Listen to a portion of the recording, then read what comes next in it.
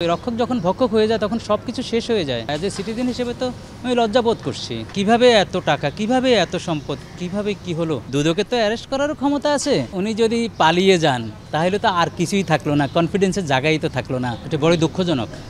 আপনাদের মতো আমিও মর্মাহত হয়েছি, বিস্মিত হয়েছি। যদিও এটার মানুষ প্রিজিউম করে যে আমাদের দেশে যারা নাম্বার 1, নাম্বার 2, নাম্বার 3 বিভিন্ন পদে আছেন তারা অনেক টাকার মালিক হবেন, অনেক টাকার মালিক হয়েছেন। এটা একটা সহনীয় পর্যায়েও সিটিজেনের কাছে চলে গেছে, যদিও এটা কাঙ্ক্ষিত না, কাম্য না। সিটিজেনরা তাদের ট্যাক্সের টাকা দিয়ে পাহারাদার বসিয়েছে। ইনফ্যাক্ট ওনারা পাহারাদার, সংবিধান অনুসারে প্রজাতন্ত্রের কর্মচারী। আমার গার্ড, আমি যে সিটিজেন, আমি রাষ্ট্রের মালিক। তারা যখন ভক্ষক হয়ে যায়, ওই রক্ষক যখন ভক্ষক হয়ে যায় তখন সব কিছু শেষ হয়ে যায়। আমাদের এখানে আমাদের প্রধান বিচারপতি একজনেরও বিচার হয়েছে। ওনার এখান থেকে চলে যাওয়াটাও আমরা দুঃখজনক ছিল, কাঙ্ক্ষিত ছিল না, বা যেভাবে হয়েছে।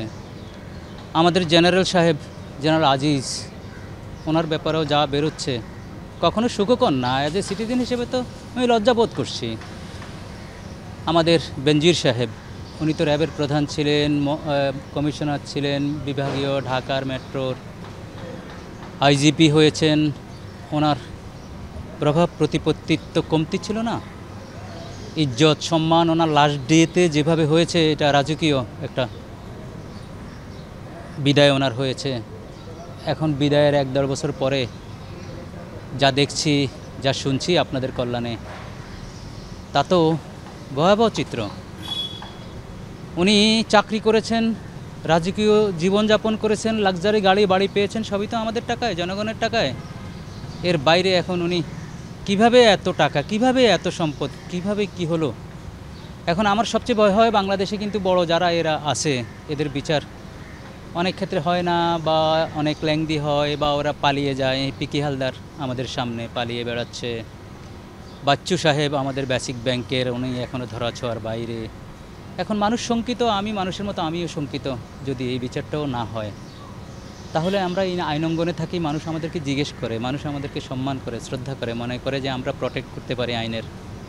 সেই জায়গাটাও আমাদের আর থাকবে না, আমাদের কথা বলার জায়গাও থাকবে না।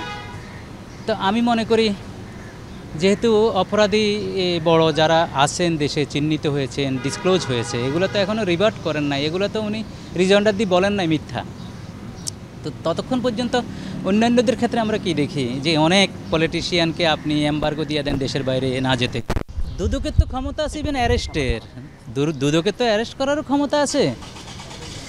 দুদক তো ইনফ্যাক্ট ওনার বিরুদ্ধে প্রাথমিকভাবে অনেকগুলো বিষয়ের ব্যাপারেও ওনারা নিশ্চিত হয়েছেন। আরে ডকুমেন্ট তো, দলিল তো।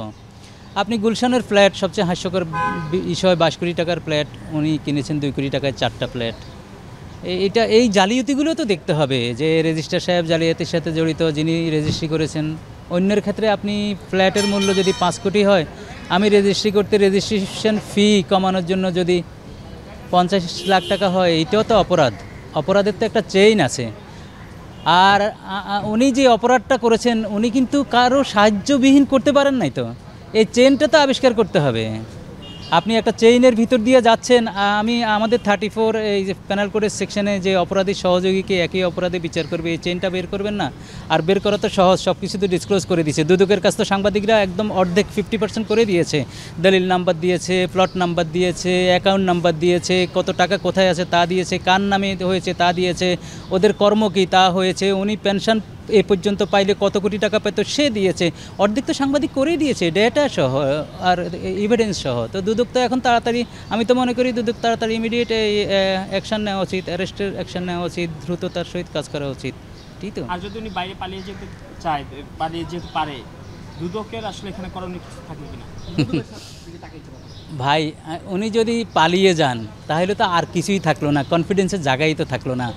মানুষ তো মনে করবে যে ওনাকে পালিয়ে যেতে দেওয়া হয়েছে, তখন দুদক কাঠগড়ায় দাঁড়াবে, আমাদের আইনশৃঙ্খলা বাহিনী দাঁড়াবে, স্ট্যাটিউটরি বডিগুলো দাঁড়াবে, কনস্টিটিউশনাল বডিগুলো অপরাধী হবে।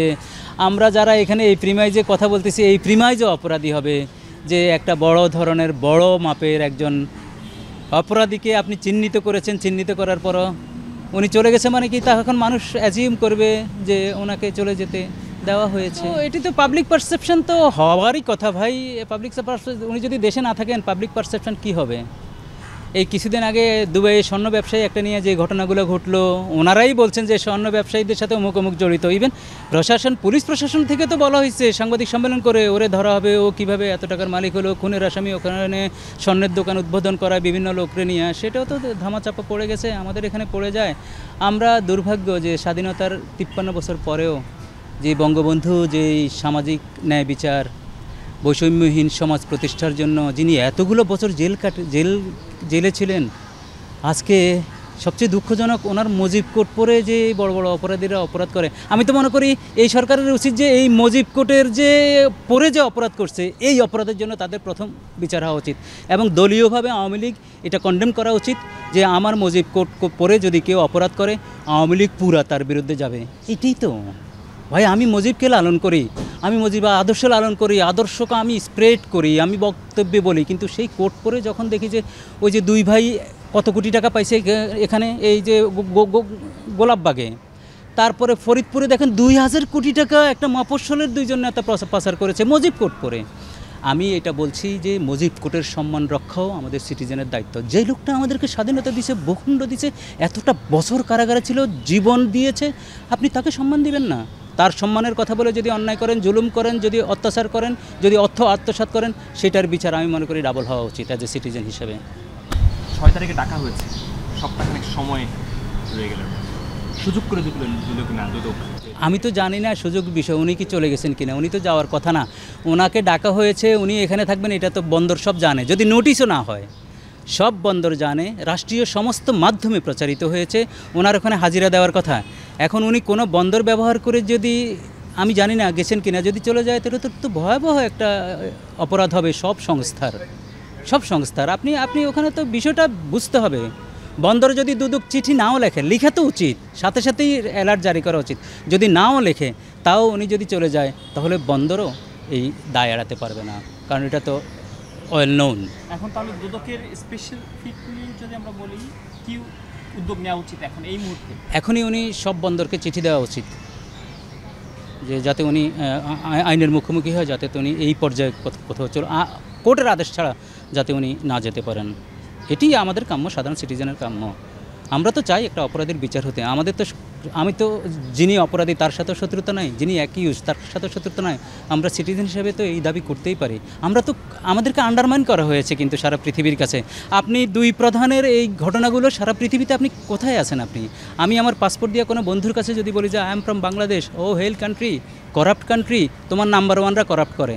আমি তো উদাহরণ দিয়েছি, আমাদের প্রধান বিচারপতির শাস্তি হয়েছে, আমি তো উদাহরণ দিয়েছি। আমাদের এই জেনারেলের এই অবস্থা, আমাদের পুলিশের এই অবস্থা, 3 প্রধানের এই অবস্থা, বাকি তো জনশ্রুতি আছে, কত কিছু হয়ে যাচ্ছে, সব তো বলাও যাচ্ছে না।